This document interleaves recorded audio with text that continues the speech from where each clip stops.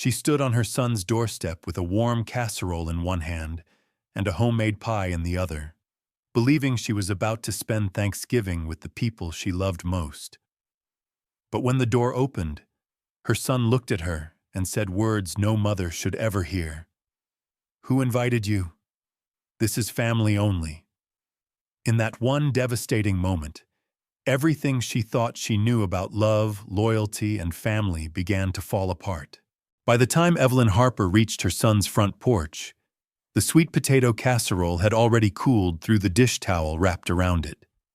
The November air had a clean, hard edge to it, the kind that made every porch light look warmer than it really was. From inside David's house came the muffled rise and fall of voices, the sharp burst of children's laughter, the clink of silverware, and underneath it all the soft, familiar sound of a football game playing somewhere in the background. It was the sound of Thanksgiving as Evelyn had known it for most of her adult life, loud enough to feel alive, safe enough to feel permanent. She stood there for a moment, balancing the casserole in one hand and the pecan pie in the other, smiling to herself before she even knocked. She had remembered the whipped cream in the cooler in the passenger seat. She had brought the cranberry relish David liked when he was a boy, the one with orange zest and crushed pineapple. She had worn the brown wool coat Walter used to say made her look elegant. She had even put on lipstick, though these days there were more quiet evenings than occasions. When David opened the door, the smile on her face lasted half a second longer than it should have. He was wearing an apron over a blue sweater, one hand still on the doorknob, the other holding a dish towel. He looked startled, not pleased, not confused in the ordinary way people were confused when a guest arrived a few minutes early, startled in the way someone looked when the wrong person had shown up at the wrong place. For one suspended second, neither of them spoke. Then his eyes shifted over her shoulder, as if he were checking whether anyone behind him might hear what he was about to say. "Mom," he said quietly, already tense. "What are you doing here?" Evelyn gave a small laugh, because the alternative was too strange to understand. "It's Thanksgiving," she said. "I brought the casserole and the pie." Behind him, she could see the glow of the dining room chandelier. Lauren's mother, Janice, passed through the hallway carrying a basket of rolls. Chloe ran by in green tights, her hair tied back with a velvet ribbon. The table had already been set. David did not step aside.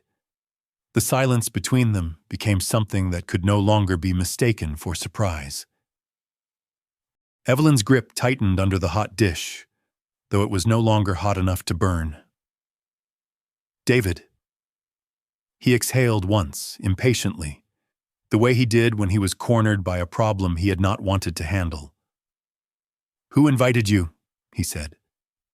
The words landed before she could make sense of them. Then he added, lower and sharper, "This is family only." For a brief second, all the sounds from inside the house seemed to keep going exactly as they had before. Glasses clinked, someone laughed, a child called for more ice. Somewhere in the living room, the announcer on television kept talking about first downs and timeouts and field position, as if there were no such thing as a sentence that could split a person open. Evelyn looked past David again, into the home she had helped pay to renovate the year before. She saw Lauren near the kitchen island now, very still, her face pale with the look of someone who had hoped not to witness the damage she helped make possible. Janice had stopped walking. Chloe had disappeared. Evelyn's voice, when it came, was quiet enough to make David finally look ashamed. "And what exactly," she asked, "did you think I was?" He opened his mouth, but nothing came out fast enough. She handed him nothing. Not the casserole. Not the pie. Not the chance to explain too late. Evelyn turned, carrying both dishes back down the porch steps with the careful, steady movements of someone who knew that if she moved too quickly, she might drop everything she was holding. David said her name once behind her, but not loudly. Not the way a son would call for his mother if he truly meant to stop her. She kept walking. By the time she reached her car, her hands were shaking so badly she had to set the pie on the hood before she could open the door. Inside the house, Thanksgiving went on. 2 years earlier, before Walter died, nobody in the Harper family would have believed that Evelyn would ever spend Thanksgiving anywhere but at the center of it. For 36 years, the holiday had belonged to her in the way certain things quietly belong to women who spent their lives making a family feel like a family. She had never once announced it that way. She had simply done what needed doing until everyone around her began to treat the whole machine of comfort and memory as something that assembled itself. The turkey had always been brined in a blue plastic bucket in the garage. The good china had been taken down the night before. The silver had been polished in front of old movies. Walter carved the turkey, but Evelyn had made the stuffing, the gravy, the cranberry relish, the pies, the sweet potatoes with brown sugar and butter, the green beans with fried onions, the homemade rolls when she was younger and had more energy in her wrists. David and his older sister, Megan, grew up thinking Thanksgiving smelled like onions and butter and cinnamon, and the faint cold air that slipped in every time the back door opened. Later, after they were grown and married and had children of their own, they still came back to the brick colonial on Ashbury Lane, where the windows fogged up from the kitchen heat, and Walter insisted on making room for one more folding chair, no matter how crowded the table became. Walter had been the easy center of the family. He was not more loving than Evelyn, but he was looser with it. He translated her effort into warmth. When she fussed, he turned it into teasing. When she corrected, he softened the edges. When she worried too much, he kissed the side of her head and told the children, with a grin, that their mother loved them so much she planned to organize the afterlife. The year he died, Thanksgiving happened in a diminished form nobody knew what to do with. Walter's stroke had come in late spring, sudden and merciless. By the time the first leaves turned, Evelyn had sold the large family house because she could no longer bear its scale, its silence, or the staircase he would never climb again. She moved into a 2-bedroom condo 15 minutes away, with lower ceilings, less yard, and none of the old sounds. Her whole life fit differently there. Smaller, more visible. More difficult to pretend was temporary. David and Lauren had said it would be easier if they hosted that first Thanksgiving after the funeral. "It'll be less for you to carry," David had told her gently. And because she had still been moving through grief like someone walking under deep water, Evelyn had agreed. She had brought the stuffing that year, and the pies, and Walter's carving knife wrapped in a dish towel. David had stood at the head of the table and tried to carve the turkey the way his father used to. Halfway through dinner, Evelyn had looked at the empty place where Walter would have sat and had to excuse herself to the bathroom so no one would see her cry. Afterward, Lauren hugged her at the sink and said, "We'll do this together now." At the time, Evelyn had taken that as comfort. She did not understand yet that there were many kinds of together, and not all of them meant what they sounded like. In the months that followed, her place in the family changed in ways so small and steady that, at first, she could tell herself she was imagining them. David still called, but mostly when something needed doing. Chloe had to be picked up from dance because Lauren was stuck in traffic. Noah had a fever and couldn't go to school. A plumber needed to be let in. A package needed to be signed for. The dog needed watching during a weekend soccer tournament. Evelyn almost always said yes, She told herself that was normal. She was their mother, their grandmother. Families leaned on one another. That was the whole point. But the calls had begun to sound less like invitations into a life, and more like task lists passed quietly down a chain.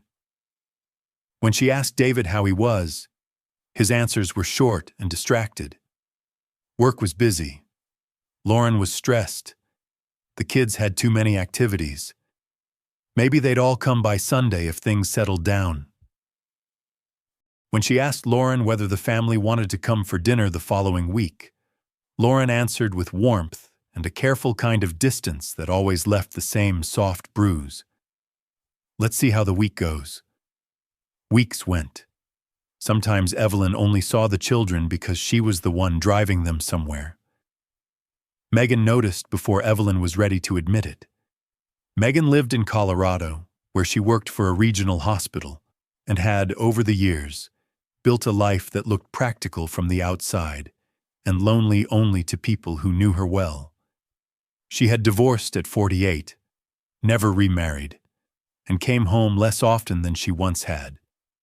Partly because of distance and partly because every return carried the weight of old family roles nobody had fully outgrown. On one of their Sunday calls in late summer, Megan said, "You know David only calls when he needs something, right?" Evelyn, standing in her kitchen with a dish towel over her shoulder, pretended to be offended. "That's not true." "It is true," Megan said. "You just don't want to see it." "Megan, I'm not saying he doesn't love you. I'm saying he's gotten used to you being available on demand. That's not the same thing."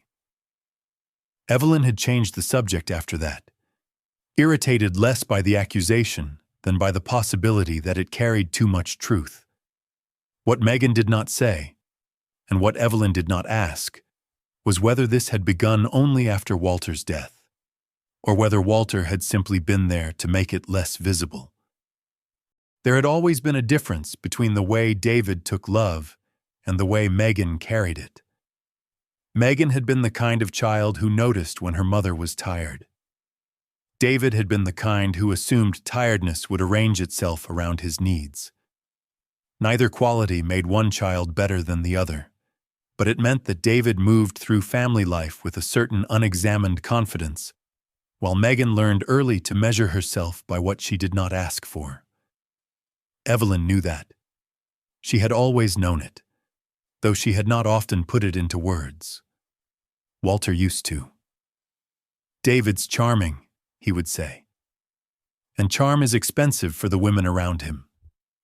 He said it with affection, but never without warning. Evelyn thought of that sentence often in the first year after Walter died, particularly on the days when David breezed through her condo, kissed her cheek, asked if she could keep the kids an extra 2 hours, and left before she had finished telling him about the leaky faucet, or the woman across the hall who had slipped in the parking lot, or the fact that grief was strangest in the evenings, when there was no one to turn to and say, "Did you hear that?" Lauren was not cruel. That made everything harder to name. She was polite, organized, and unfailingly appropriate. She sent thank you texts. She bought Evelyn lavender hand cream for Christmas and remembered to ask about her blood pressure medication, and always made sure the grandchildren called on Mother's Day. But she had a way of drawing boundaries in the tone of a person arranging flowers, gently, decisively, without room for argument. The first time Evelyn truly felt it was at Chloe's 10th birthday party. She had arrived early, as she always had, with the intention of helping. The kitchen was already full of Lauren's family. Janice was arranging cupcakes on a tiered stand. Lauren's sister, Beth, was tying ribbons onto party favor bags. Someone had hired a face painter for the backyard.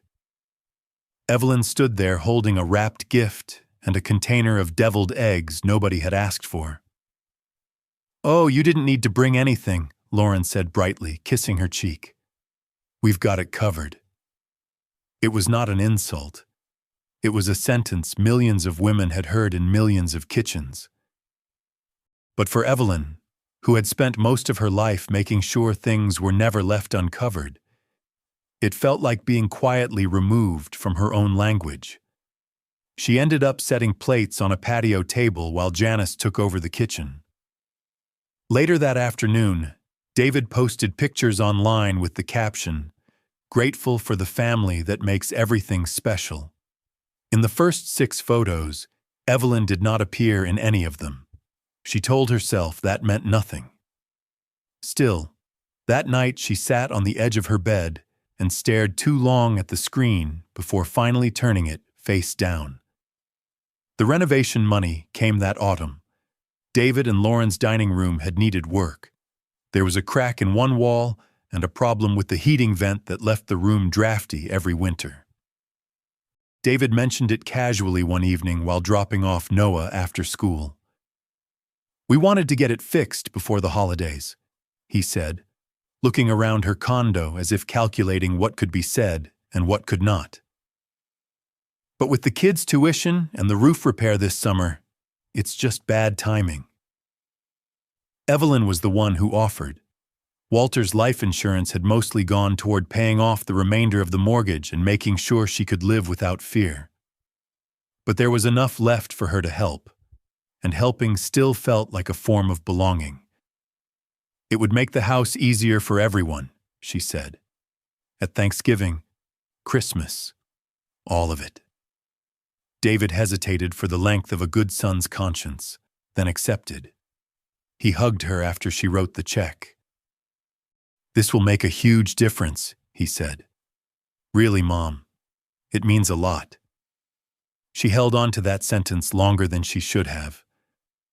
By early November, the room was finished. New trim, better lighting, a longer table. Lauren sent pictures of the space decorated with candles and eucalyptus garland. Beautiful, cozy, ready for company. Evelyn stood in her condo kitchen looking at the photos and imagined where Walter would have sat if he were still alive. She imagined Chloe asking for extra marshmallows on the sweet potatoes. She imagined Noah sneaking olives from the relish tray. She imagined, with a kind of relief she did not question deeply enough, that she would still have a place at the table she had helped make possible. No formal invitation came. At first, that meant nothing. For decades, invitations had not been necessary. Family holidays were not dentist appointments. Nobody called to ask whether she might like to attend Christmas morning. Nobody sent a text asking if she was interested in Easter. By the second week of November, though, even Evelyn had begun to notice the absence. David mentioned Thanksgiving once in passing when she drove him to the auto shop after he dropped his car off for repairs. "Lauren's trying to keep it simple this year," he said, buckling his seatbelt while checking an email on his phone. "You know how it gets." Evelyn smiled at the windshield. "Nothing about Thanksgiving has ever been simple." He gave a distracted laugh. "Exactly." He did not say, "We'll see you at 4." He did not say, "Bring your stuffing." He did not say anything clear enough to reassure a person who had started to feel the floor moving under her. That weekend, Megan called from Denver while folding laundry, and somewhere between a story about a coworker and a complaint about airline prices, she asked, "So what's the plan for Thanksgiving?" "At David's," Evelyn said. "Did he ask you?" Evelyn went quiet for half a beat. "It's Thanksgiving. That wasn't my question." Evelyn opened the dishwasher and closed it again. "Megan, honestly, I do not need a formal invitation to my son's house for Thanksgiving." Megan was silent for a moment. Then she said very carefully, "Maybe not, but you might need clarity. I know my own family. I know you think you do." The conversation ended badly. Evelyn accused her of stirring trouble from another state. Megan accused her of mistaking hope for certainty. They hung up polite and strained. the way women who love one another sometimes do when both are telling versions of the truth the other cannot yet bear. The Tuesday before Thanksgiving, Evelyn bought a turkey breast she would not end up cooking, 2 cans of pumpkin puree, pecans, butter, marshmallows, fresh sage, oranges, and a carton of heavy cream. She moved through the grocery store with the calm purpose of someone participating in a ritual older than her loneliness. At one point, she stood in front of the cranberry display and remembered David at 8 years old, insisting the canned jellied kind was fake, and her homemade relish tasted like Christmas, pretending to be Thanksgiving. Walter had laughed so hard at that description, he repeated it every year after. Evelyn smiled alone in the produce aisle, then blinked too quickly. On Wednesday afternoon, she made the pies. 1 pecan, 1 pumpkin, though she knew Lauren's family preferred pecan. She told herself the pumpkin would be for leftovers. The sweet potatoes were peeled that evening and stored in water in the refrigerator. The cranberry relish chilled overnight. She laid out the serving spoon with the silver handle worn thin from use. Still, no one called. By Thursday morning, the absence of invitation had begun to harden into something she could no longer smooth over with reason. But neither could she imagine doing the opposite. She could not picture herself sitting alone at her small condo table at 3:30 in the afternoon, eating reheated soup while her son, her grandchildren, and the house she helped renovate filled with holiday noise 15 minutes away. Families showed up. That was what she had taught her children. That was what she had lived by when Walter's mother was difficult, when cousins overstayed, when money was tight, when grief had to be fed along with everyone else. You did not wait to be asked. You arrived carrying something warm. She left for David's house at 4:15. The drive took 17 minutes. The sentence took less than 10 seconds. After she left his porch, Evelyn did not cry immediately. She drove with both hands locked around the steering wheel, the casserole strapped in by the passenger seat belt like something breakable, the pie sliding once when she turned too sharply onto Maple. Her body felt cold and feverish at the same time. There was a ringing in her ears that rose and fell with her breathing. Halfway home, her phone lit up in the cup holder with David's name. She looked at it and let it ring.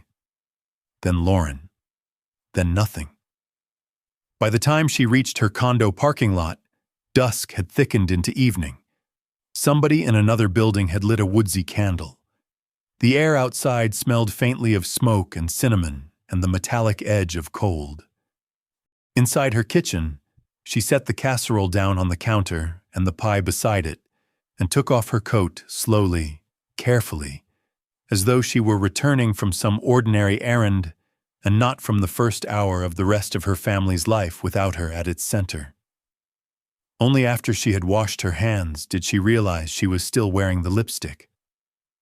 She stood in the bathroom and looked at her face in the mirror. There was nothing dramatic to see. No visible injury.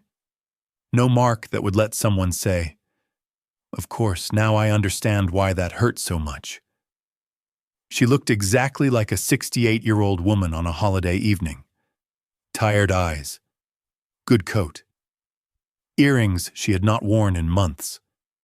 She reached up, removed one earring, then the other, and set them down beside the sink. That was when she started crying. Not loudly.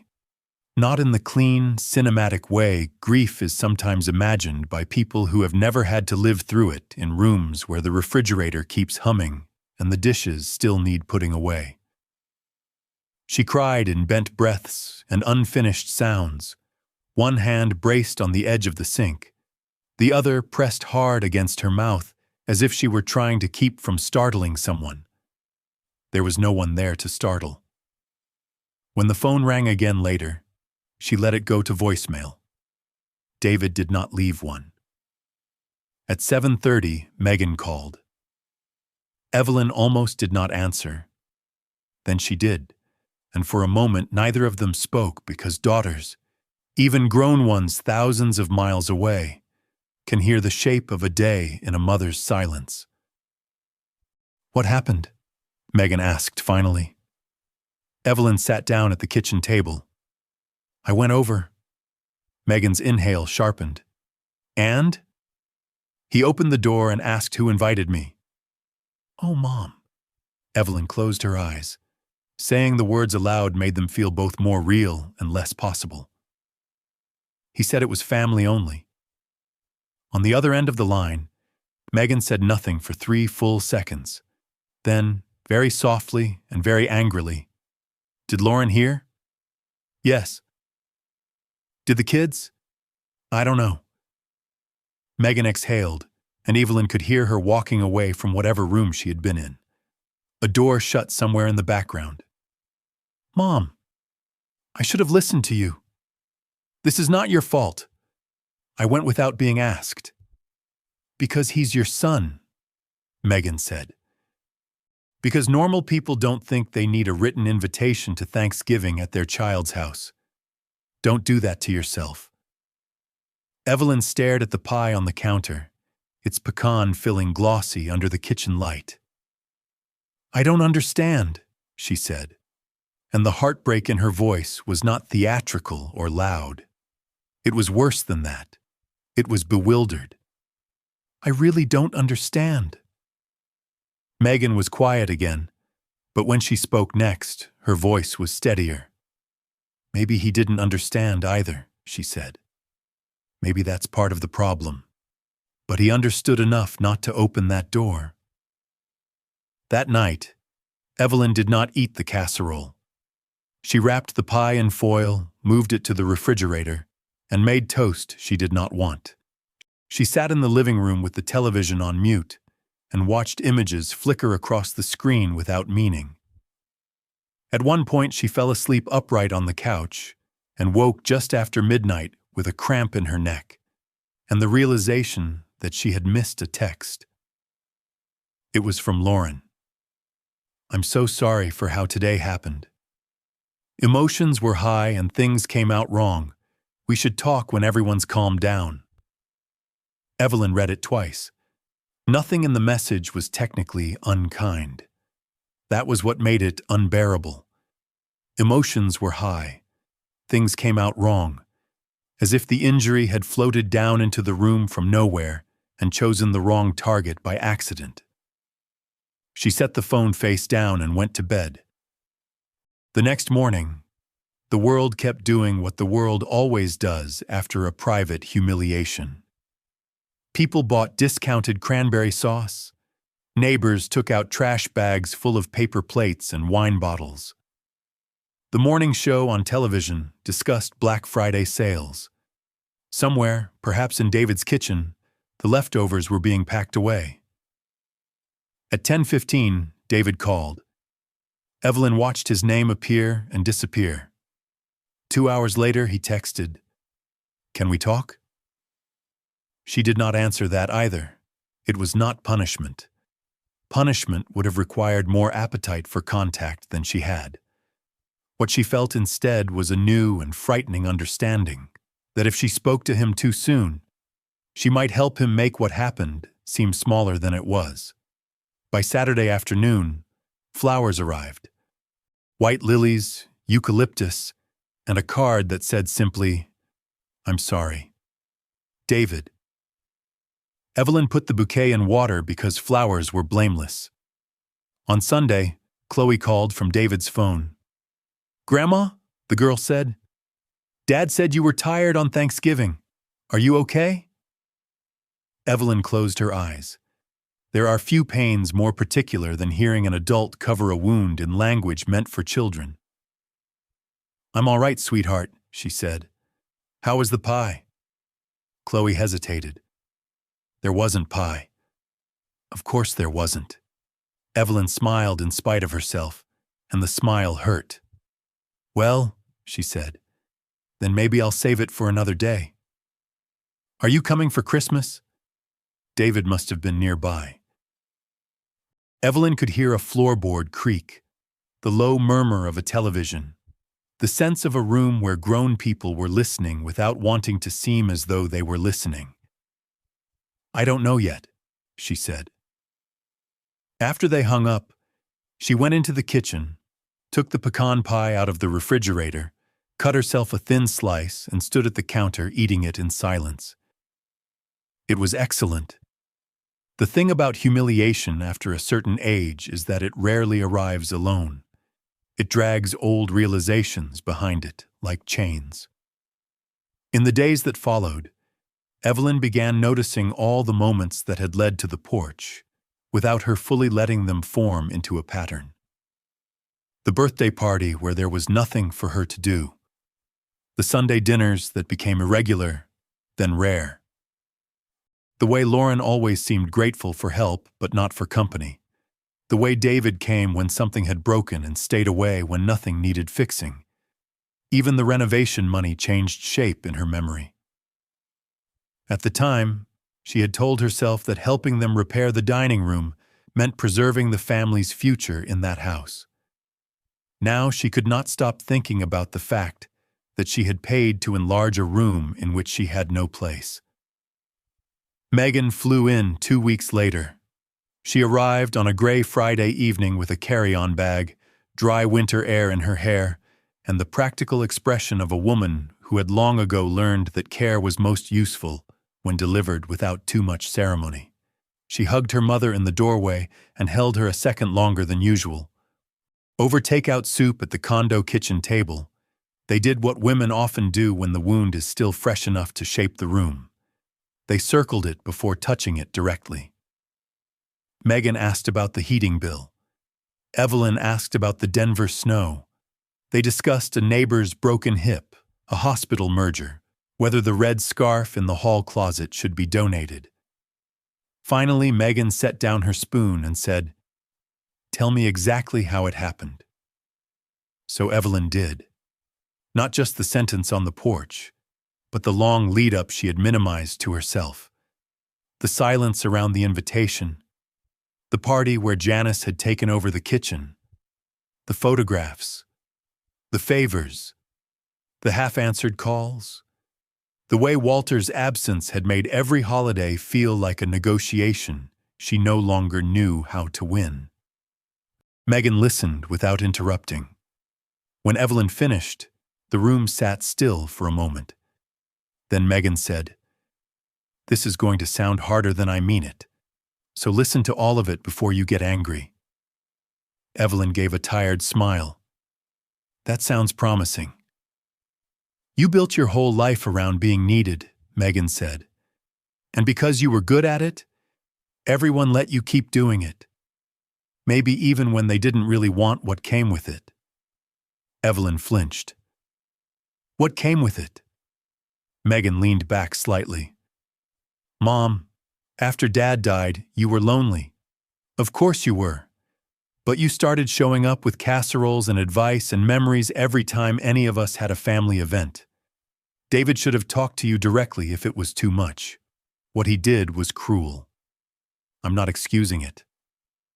But I don't think this came out of nowhere." Evelyn stared at her daughter. "What are you saying?" "I'm saying maybe he's been trying badly to create space for his own household, and instead of saying it, he took the coward's way out and hoped you'd somehow know." For the first time since Thanksgiving, anger rose cleanly through Evelyn's hurt. "So now this is my fault too?" "No." Megan's voice sharpened. "Stop hearing that where I'm not saying it. It is his fault that he opened the door and said those words. But if all you ask is how he could do something so heartless, you're going to miss the part where this family has been avoiding honesty for years." Evelyn stood and carried both soup bowls to the sink before she answered. Not because the bowls needed carrying, but because movement sometimes kept tears from turning into something less manageable. At the sink, she said, "I loved my family." Megan's expression softened immediately. "I know. I still do. I know. Evelyn rinsed a spoon under running water. Then what was I supposed to do after your father died? Sit here and wait to be visited? Pretend I didn't miss all of it? Pretend I didn't still know how to make things better? Megan looked at her with a sadness so old, it took Evelyn a moment to recognize it. Maybe, Megan said quietly. You were supposed to let people love you in ways that weren't useful. The words lodged somewhere deep. Not because Evelyn agreed immediately, but because some hidden part of her recognized the possibility they described. That night, after Megan went to bed in the guest room, Evelyn sat awake with the small lamp on beside the couch and thought about all the ways a woman could become invisible inside the role that once made her indispensable. She had not only brought food after Walter died, she had brought correction. She had moved through David's kitchen sometimes the way she used to move through her own, replacing utensils in drawers that made more sense to her, wiping down counters that were not dirty, seasoning gravy before tasting it because she already knew what was missing. She had interrupted Lauren once, maybe twice, over the children's coats and homework and sugar. She had told stories about Walter at the table so often that perhaps grief had become the guest who arrived before she did. None of that made David's sentence forgivable, but it made it less simple. And in some difficult, humiliating way, less simple was harder to survive than simple cruelty would have been. The first boundary Evelyn set was small. 3 days after Megan flew home, David texted to ask if she could pick up Noah from school, because Lauren had a dentist appointment and a work call had run late. Evelyn looked at the message for a long time.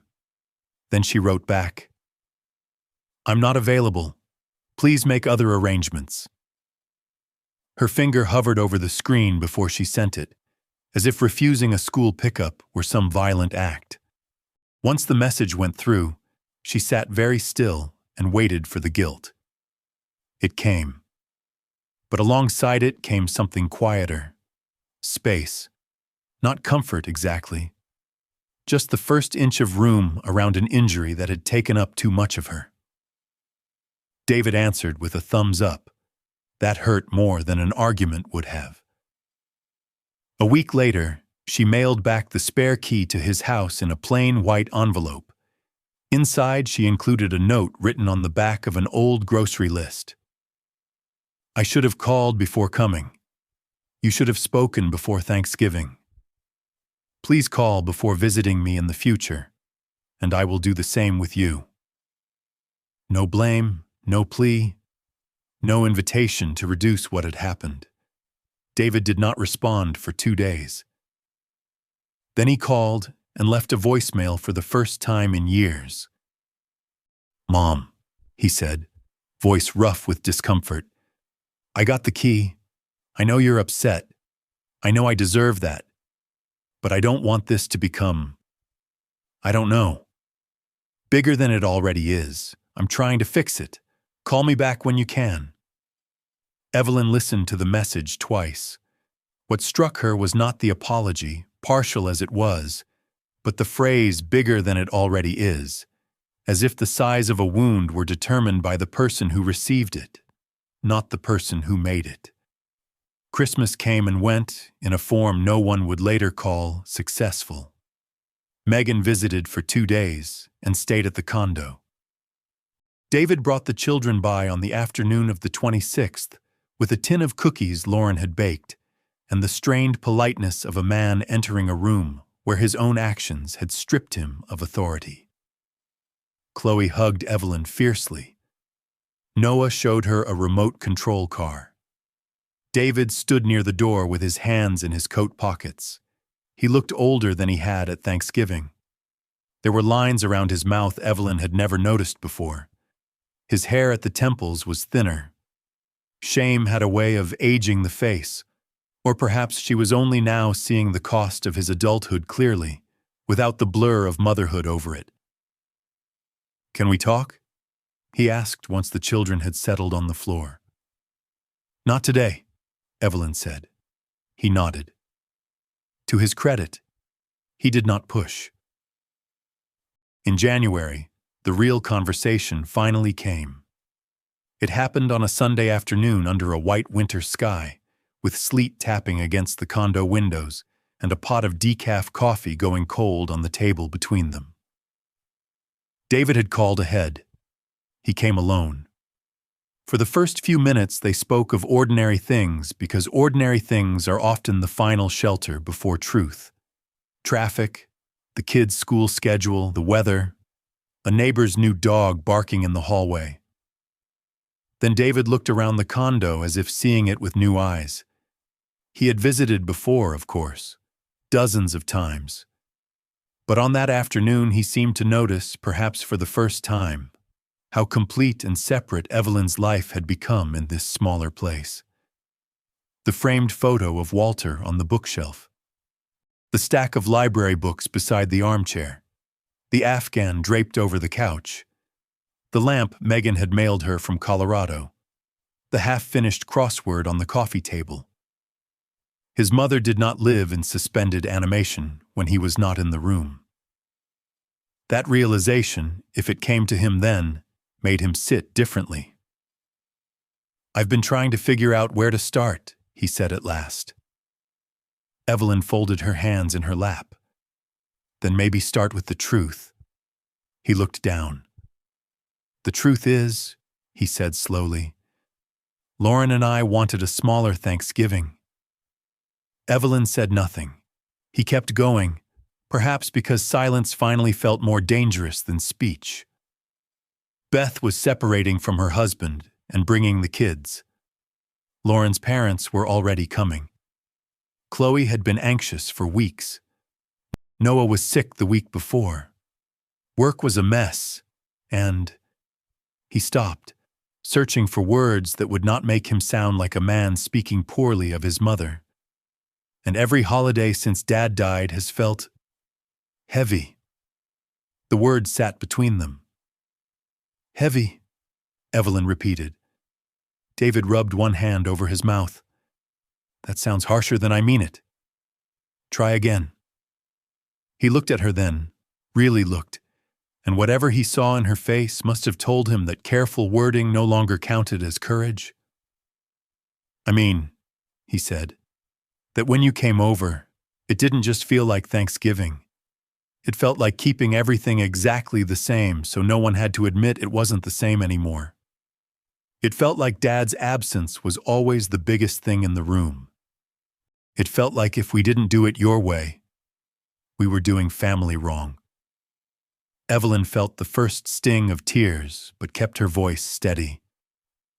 And instead of telling me that, you waited until I was on your porch with food in my hands. His shoulders dropped. Yes. The honesty of it was so bare that it shifted the room. I should have told you earlier, he said. Weeks earlier, I know that. Lauren kept asking me to just be direct, and I kept putting it off because I didn't want to hurt you. And then the longer I waited, the harder it got. And then when you showed up... He stopped again, shame breaking the sentence. I panicked. Panicked? Yes. At your mother. He closed his eyes briefly. At the whole thing. At being the one who had to say it. At feeling like no matter what I did, I was going to be the bad guy. Evelyn laughed once, but there was no humor in it. That part, she said, you managed all by yourself. He accepted that. For a while, the only sound in the room was sleet on glass.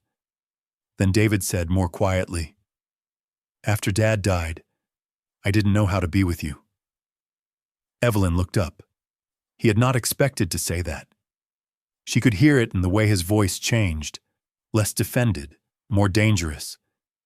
I know that sounds ridiculous, he said. You're my mother. But it felt like every time I saw you, there was this giant thing between us that neither of us knew how to talk about. You missed him. I missed him. But you, he swallowed.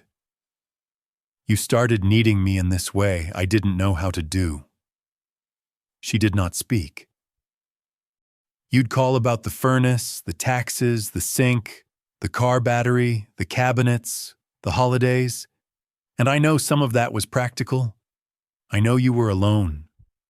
But I started feeling like if I picked up the phone, I was stepping into Dad's place somehow. Like I was supposed to hold together the part of your life that fell apart when he died. And I couldn't do it. The room became very still. Because there it was, the thing beneath the thing.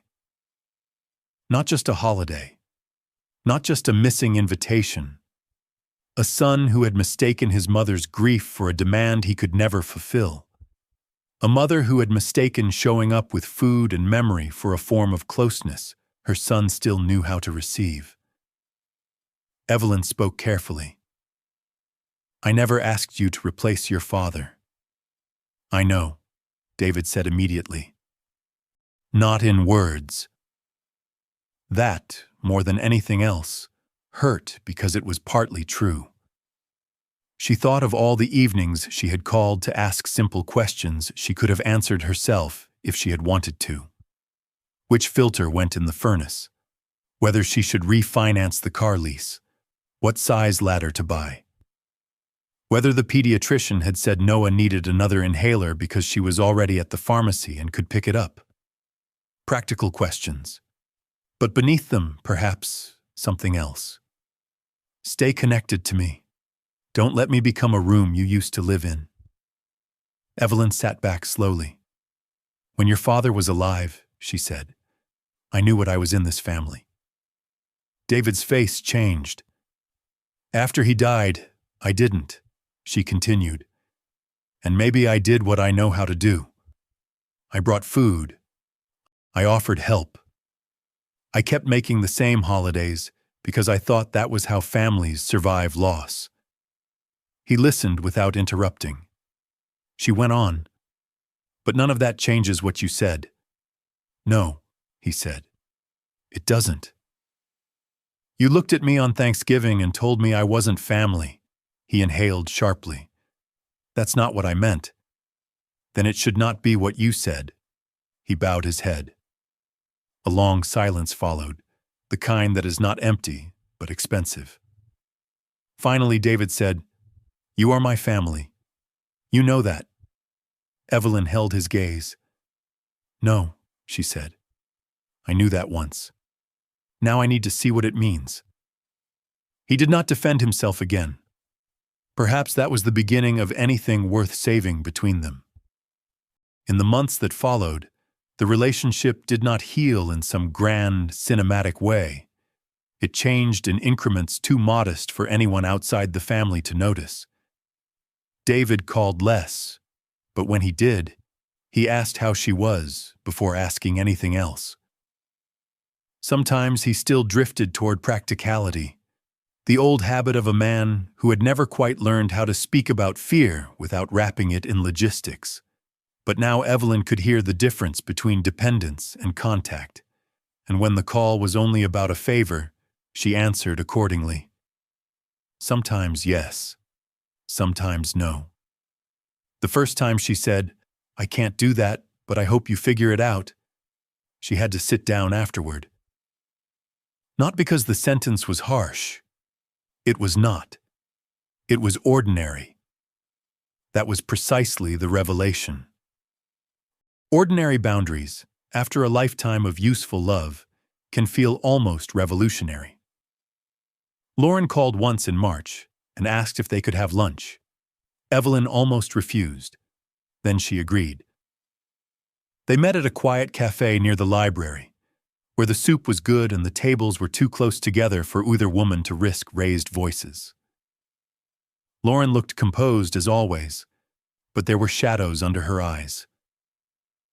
I owe you an apology, she said after they ordered. Evelyn waited. I should have pushed David harder to speak to you clearly before Thanksgiving. I told myself it was his conversation to have, and maybe that was true. But I also hid behind that because I didn't want to be the bad one in your eyes. Evelyn appreciated the precision of it. That was convenient for you, she said. Lauren nodded. Yes. For a moment they sat with that. Then Lauren said, I also think you and I have been speaking different languages for a long time. You show love by entering a room and doing everything you can find to do. I grew up in a house where that was not always comforting. Evelyn thought of Janice, immaculate even at children's parties, running a kitchen like a schedule instead of a refuge. That doesn't excuse Thanksgiving, Lauren added quickly. Nothing does. I'm only trying to explain that sometimes when you came in to help, I felt as if I disappeared in my own home. The sentence stung because it echoed something Evelyn had only recently begun to admit to herself. That a woman desperate not to disappear can, without meaning to, crowd another woman into the same corner. I didn't know that, Evelyn said. I know. They did not become close after that lunch. Some relationships are not built for intimacy, only for clearer terms. But the air between them changed. Less sugar, less silent competition, more truth. In spring, Evelyn joined the volunteer rotation at a church pantry 3 blocks from her condo. Not because faith had suddenly deepened, but because Tuesday afternoons were long and people still needed food whether or not her family needed her. She began going to a Wednesday book group at the library. She took short walks after dinner when the weather improved. She learned the name of the widower in Unit 4C whose wife had once baked lemon bars for the building potluck. She started cooking smaller meals without feeling that every recipe required a crowd to justify it. To her surprise, a life did not have to be full of noise to count as lived. Some nights, she still missed Walter with a force so immediate it stole the breath from her chest. But even grief changed when it was no longer performed for a family that did not know what to do with it. In private, it became less theatrical and more honest. A memory while folding towels, a laugh at the wrong moment. The impossible fact of wanting to tell him what David had finally said, and knowing that if Walter were there, perhaps none of it would have happened this way at all. Megan called every Sunday. Their conversations grew easier after the winter, partly because the worst thing had already been spoken, and partly because Evelyn no longer needed to defend every old instinct, simply because it had once shaped her life. One evening in June, Megan said, "You sound different." "How?" "Lighter," Megan said. "Not happy exactly, just less braced." Evelyn looked out the window at the condo courtyard, where someone had planted marigolds by the mailbox. "I think," she said slowly, "I'm learning the difference between being included and being used." Megan was quiet for a moment. Then she said, "That sounds expensive." Evelyn smiled. "It is." By autumn, David and the children came by more often, though never unannounced. Chloe helped Evelyn make oatmeal cookies in September. Noah sat on the floor in October building a plastic spaceship while David fixed the loose screw on her balcony screen door.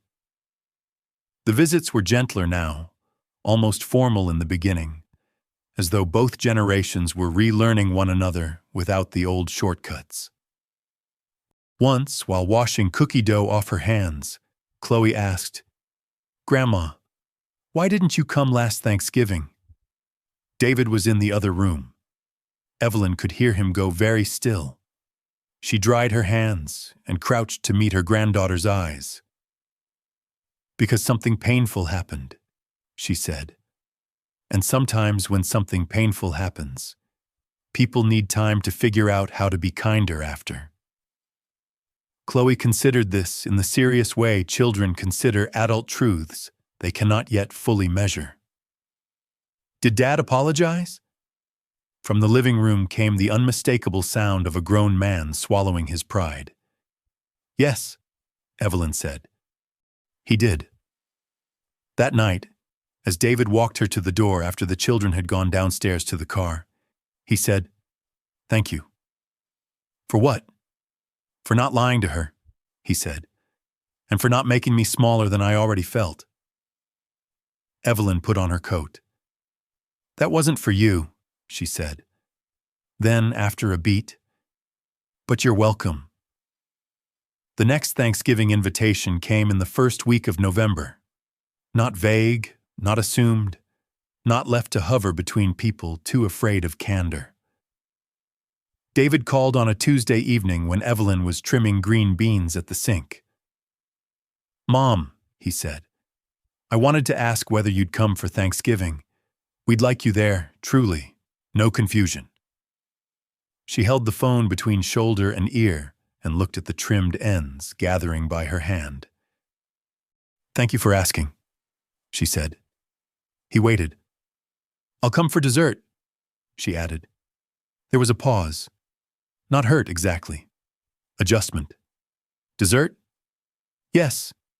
Megan's flying in that morning and she and I are having lunch here first." Another silence, then. "All right." She could hear him wanting to ask whether this was punishment, whether one year's cruelty should continue to alter the architecture of future holidays. But to his credit, he did not ask.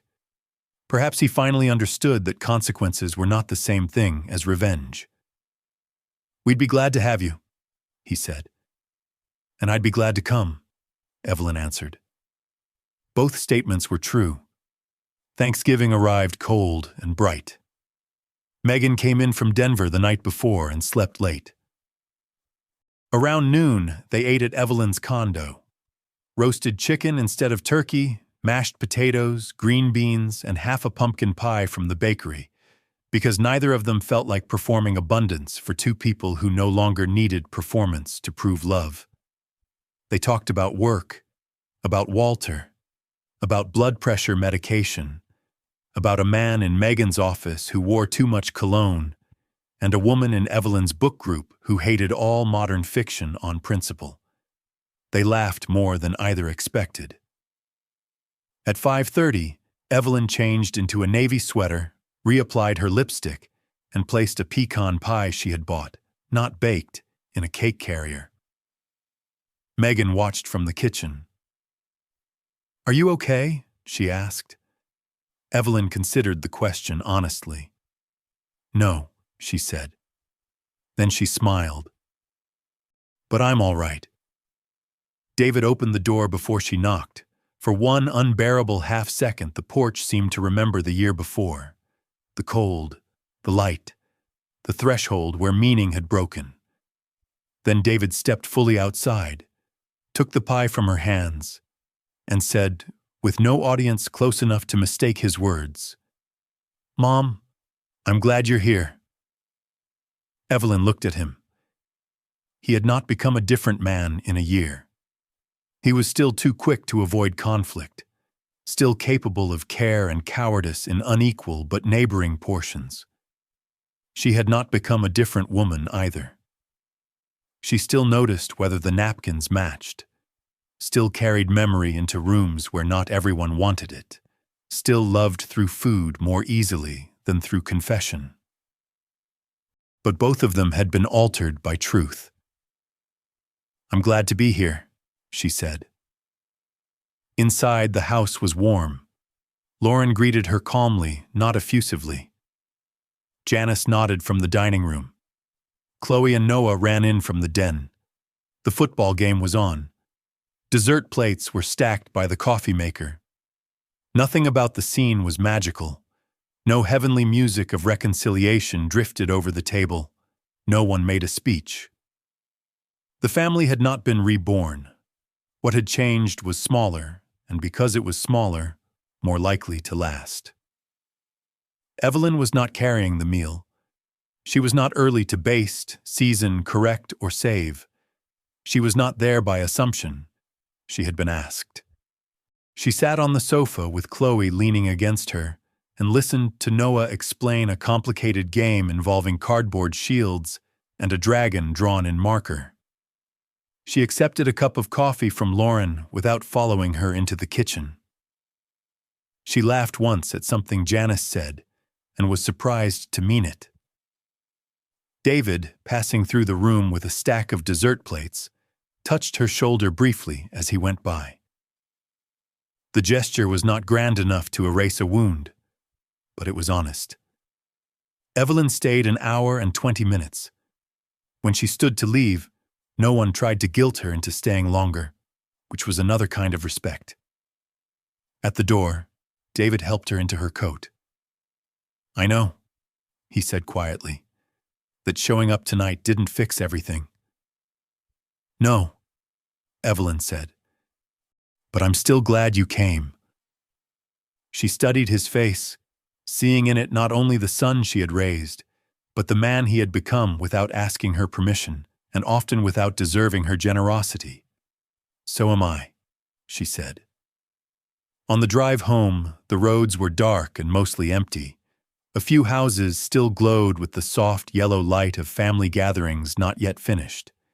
In the passenger seat sat the empty cake carrier. On the radio, someone sang a sad old song about November. At a stoplight, Evelyn looked at her own reflection in the windshield and thought about all the years she had believed family was the place where no invitation was necessary. She no longer believed that. Family, she had come to understand, was not simply the people to whose doors one had a history of carrying food. It was not the room a woman served until everyone assumed the meal had arranged itself. It was not even the people one loved hardest, because love alone had never been enough to keep humiliation from crossing a threshold. Family, if it was to mean anything after a certain age, had to include truth. It had to include being wanted, not merely used. It had to include the dignity of being asked, and the courage of saying no when what was offered came too late or cost too much. The year before, Evelyn had left her son's porch holding everything she brought, because there had been nothing else to hold on to. This year, she drove home with empty hands. And for the first time in longer than she could say, that did not feel like loss. It felt quietly and unmistakably like peace. Sometimes the miracle is not that life becomes easy again, but that God gives us the strength to walk through heartbreak without losing our dignity, our kindness, or our faith. In everyday life, many people carry silent pain inside their own families, smiling through rejection, disappointment, and loneliness, yet still getting up each morning to love, to work, and to keep going. This story reminds us that even when a door closes on us, God may be opening a deeper truth about our worth, our peace, and the love we truly deserve. If this story touched your heart, please share it with someone who may need this message today. Leave a comment and tell us what you think, and subscribe to the channel for more powerful stories like this. May God bless every person watching, bring peace to every troubled home, healing to every wounded heart, and light to everyone facing a difficult season.